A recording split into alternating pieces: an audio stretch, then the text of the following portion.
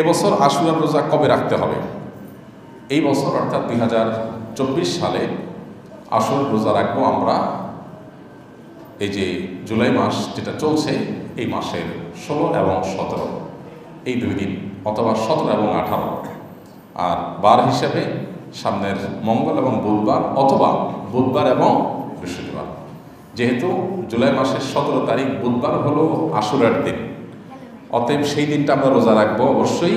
তার সাথে একদিন আগে অর্থাৎ 16 তারিখ মঙ্গলবার, অথবা একদিন পরে অর্থাৎ 18 তারিখ বৃহস্পতিবার আমরা রোজা রাখবো। তবে উত্তম হয় মঙ্গলবার এবং বুধবার রাখা, সামনের মঙ্গলবার এবং বুধবার এই 2 দিন রোজা রাখা উত্তম। সোমবার দিবাগত রাতে সাহরি খাবেন, আবার মঙ্গলবার দিবাগত সাহরি খাবেন, তাহলে জিলহজের 9 এবং 10 এই 2 দিন আশুরা রোজা রাখা হবে। আশুরা রোজা একটা নয়, আশুরা রোজা কয়টা? 2টা। ইয়াহুদিরা একটা রাখে, আমরা তাদের থেকে আমাদের রোজাকে স্বতন্ত্র করবার জন্য আমরা 2টা রোজা রাখবো, এটাই আমাদেরকে নবী করিম সাল্লাল্লাহু আলাইহি ওয়াসাল্লাম নির্দেশ করেছেন। বিধায় আমরা আশুরার রোজা রাখার আপ্রাণ চেষ্টা অব্যাহত রাখবো। আল্লাহ আমাদের সবাইকে তৌফিক দান করুন। আশুরা রোজা রাখলে কি নাম হবে? নবী করিম সাল্লাল্লাহু আলাইহি ওয়াসাল্লাম বলেছেন, সিয়ামু ইয়াউমি আশুরা আহতাসিবু আলাল্লাহি আন ইউকাফিরা সানাতাল্লাতী ক্বাবলাহা। আশুরার রোজা যদি কেউ রাখে তো আল্লাহর প্রতি আমার ধারণা হলো যে আল্লাহ তাআলা তাকে 1 বছর পূর্বের গুনাহ মাফ করে দিবেন। এই জন্য আশুরা রোজা রাখা আপ্রাণ চেষ্টা অব্যাহত রাখবো। নবী সাল্লাল্লাহু আলাইহি ওয়াসাল্লামের গুরুত্বপূর্ণ একটি সুন্নাহ, যেটা বছরে একবারই রাখার সুযোগ আসে। নারী পুরুষ সবাই প্রত্যেকে যার যার জায়গা থেকে আমরা রোজাটা রাখবো। মেয়েরা মাসিকের কারণে রাখতে না পারলে, তাদের যদি প্রতিজ্ঞা থাকে তারা সুস্থ থাকলে রাখতেন, এরকম যদি হয় তাহলে সেক্ষেত্রে আল্লাহ তাআলা তাদেরকে এমনিতেই সওয়াব দিবেন, তবে এটার কাজার কোনো সিস্টেম নেই। বর্তমান সমাজের প্রেক্ষাপটে চলমান সকল গুনাহের মধ্যে অন্যতম গুনাহের কাজ কোনটি হচ্ছে বলে আপনি মনে করেন, এবং এ থেকে পরিত্রাণের উপায় কি? পরিমাণ যদি সবচেয়ে বেশি হয় বলেন তাহলে বলবো চোখের গুনাহ। চোখ দিয়ে মানুষ সবচেয়ে বেশি গুনাহ এখন করছে, বিশেষ করে সোশ্যাল মিডিয়া ইত্যাদির কারণে।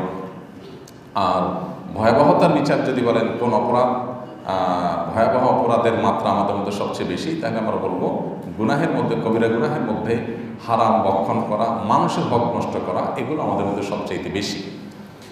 আমাদের সমাজে বিশেষ করে বেশিরভাগ মানুষই আলহামদুলিল্লাহ চুরি, ডাকাতি, মাদক সেবন, মানুষ হত্যা করা, এরকম বড় বড় মোটা দাগে কবিরা গুনাহগুলোতে লিপ্ত হয় না। তাহলে বেশিরভাগ মানুষ যেই কবিরা গুনাহে লিপ্ত হয় সেটা হলো নামাজি হয়েও মানুষের হক নষ্ট করছে। আপনি মসজিদে আসছেন, জুতা রেখে আসছেন, একজনের জুতার উপরে আপনার জুতাটা রেখে আসছেন, আপনার জুতা কাদা দিয়ে হেঁটে এসে তার জুতার উপর রেখে আসছেন, তার জুতাটাকে ময়লা করে দিয়েছেন, আপনি তার হক নষ্ট করেছেন। আমরা খেয়াল করি না হয়তো। রাস্তাঘাটে চলতে ফিরতে প্রতিবেশী, আত্মীয় স্বজন, কলিগ, সহকর্মী, সহযাত্রী, সহপাঠী, এমনকি মসজিদে এসেও দেখা যায় আমি পাশে মুসল্লির হক নষ্ট করছি, জোরে জোরে তেলাওয়াত করতেছি, ডিস্টার্ব হচ্ছে, এরকম নানাভাবে আমরা মানুষের হক নষ্ট করছি।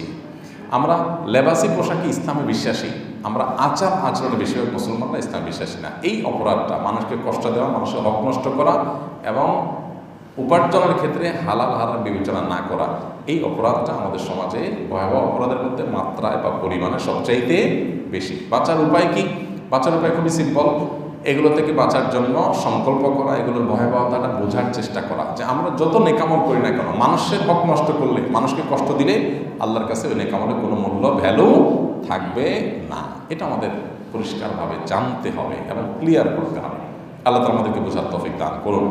আমাদের সমাজে বেশিরভাগ মুসলমানদেরই ধারণা হলো যে আমরা নামাজ কালাম পড়লাম, রোজা রাখলাম, বাস আমার হয়ে গেল। আল্লাহ নারাজ হোক, বান্দা নারাজ হোক, মানুষের ক্ষতি হোক, জমি জমা, আপনার উপার্জন, তারপরে যায় চাকরি বাকরির ক্ষেত্রে সুদ ঘুষ, এগুলোর বাজ বিচার আমি করলাম না, যা খুশি তা করলাম। এই জন্য দেখবেন যত দুর্নীতিবাজ ধরা পড়ে, যদিও বেশিরভাগই আপনার দাড়ি ছাড়া, টুপি ছাড়া, ইসলামিক পোশাক ছাড়া, কিন্তু কিছু কিছু আছে দাড়ি টুপি ইসলামিক পোশাক সহই ধরা পড়ে। আবার তাদের দেখা যায় হজ করে, উমরা করে, তাদের কোনো ছবি সোশ্যাল মিডিয়াতে আপনার ছড়িয়ে পড়ে। তো একটা লোক আল্লাহর প্রতি বিশ্বাস করে হজমটা করতেছে, সে আবার কীভাবে দুর্নীতি করে, সেভাবে কীভাবে হক নষ্ট করে, কীভাবে মানুষের অধিকার নষ্ট করে? এটা তখনই হতে পারে যখন ইসলাম সম্পর্কে সঠিক ধারণা তার না থাকে। এই জন্য ইসলামটা বোঝার চেষ্টা করা যে আল্লাহ তাআলা কিসে খুশি হবেন, কিসে বেজার হবেন। আমি চুরিদারি করে এরপরে ওই টাকা আল্লাহ রাস্তা দান করে দিলাম, হজমটা করে ফেললাম, এটাতে রিকভার হবে না। আল্লাহ আমাদেরকে ইসলামটাকে বোঝার তৌফিক দান করুন। যদি কোনো ব্যক্তি ভুলে হারাম ভক্ষণ করে থাকে এবং পরবর্তীতে বুঝতে পারে খাবারটি হালাল ছিল না, এক্ষেত্রে তার ইবাদত কবুল হওয়া নিয়ে কোনো সংশয় আছে কিনা? প্রথম কথা হলো, আরেকজনের সম্পদ আপনি ভক্ষণ করে ফেলেছেন, ভোগ করে ফেলেছেন, জিনিসটা আরেকজনের ছিল, আপনি পরে টের পেয়েছেন। এরকম যদি হয় তাহলে আপনার প্রায়শ্চিত্ত হবে, তওবা হবে যে ওই পরিমাণ খাবার বা টাকা পয়সা যেটাই আপনি ভোগ করেছেন সেটা মালিককে ফেরত দেওয়ার ব্যবস্থা করবেন, উদ্যোগ নেবেন। নিজে পারেন, অন্য কারোর মাধ্যমে যে কোনোভাবে তার অ্যাকাউন্টে সেটা ঢুকিয়ে দেবেন বা তার মালিকানা সেটা দিয়ে দিবেন। এটা হবে প্রথম কাজ। আর যদি বিষয়টা এরকম না হয়, বরং এমন বিষয় হয় যেটা কোনো মানুষের অধিকার সংশ্লিষ্ট না, আল্লাহর হক নষ্ট করেছেন, আপনি হারাম খেয়েছেন, যেমন শুকরের গোশত, আল্লাহর নির্দেশ হলো সেটা ভক্ষণ না করা, এখন আপনি এটা খেয়ে ফেলেছেন, এখানে কোনো মানুষ হক নষ্ট করেন নাই। তো এই জাতীয় হারাম যদি হয়, কেউ মাদক সেবন করে ফেলেছেন, নিজের টাকা দিয়ে কিনে সেবন করেছেন, কোনো মানুষের হক নষ্ট করেন না কিন্তু আল্লাহর হক নষ্ট করেছেন। তো এইরকম পরিস্থিতি হলে আল্লাহ তাআলার কাছে তওবা করতে হবে, খাঁটি তওবা করতে হবে, জীবনে যেন আর না করা হয়। এটার যদি খাঁটি তওবা যদি করা হয়, আশা করা যায় আল্লাহ তাআলা তাকে মাফ করে দিবেন। এবং বান্দার হক যদি হয় তাহলে বান্দারটা বান্দার কাছে ফেরত দিবেন, পাশাপাশি আল্লাহর কাছে মাফ চাইবেন। এই দুই ধরনের প্রচেষ্টার পর আশা করা যায় আল্লাহ তাআলা মাফ করবেন ইনশাআল্লাহ। ব্যাপারটা এরকম না যে আমি হারাম ভক্ষণ করে ফেলেছি, এখন আমার আর কোনো ওয়ে নাই। ইসলাম নো ওয়ে বলতে কিছু নাই, ইসলামে প্রত্যেকটা কাজের সমাধান আছে, কোনোটা একটু কঠিন, কোনোটা একটু সহজ, তবে সমাধান ততদিন পর্যন্ত যতদিন আমাদের নাকের ডগায় নিঃশ্বাস থাকে। মরে গেলে তখন আর এটার সমাধানের পথ সুদূর করা হতো। মুহররম মাসের বিশেষ কোনো আমল আছে কিনা?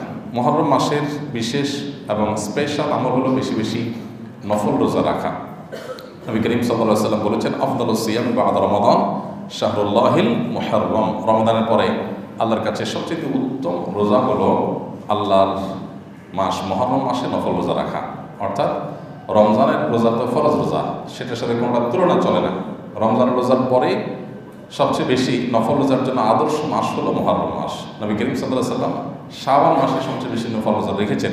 অনেক উলামা ইকরাম বলেছেন মুহররমের ফজিলত তিনি বলেছেন, কিন্তু আমল করার তৌফিক পান নাই, তার আগে দুনিয়া থেকে চলে গেছেন। যাই হোক, তো মুহররম মাসে বেশি বেশি নফল রোজা রাখার ব্যাপারে গুরুত্ব আরোপ করা হয়েছে, উৎসাহ দেওয়া হয়েছে। এই জন্য এই মাসের স্পেশাল নাম হলো নারী পুরুষ সবাই যার যার জায়গা থেকে মুহররম মাস উপলক্ষে আমরা যার যার সাধ্য অনুযায়ী 2, 4, 10টা রোজা রাখার চেষ্টা করব।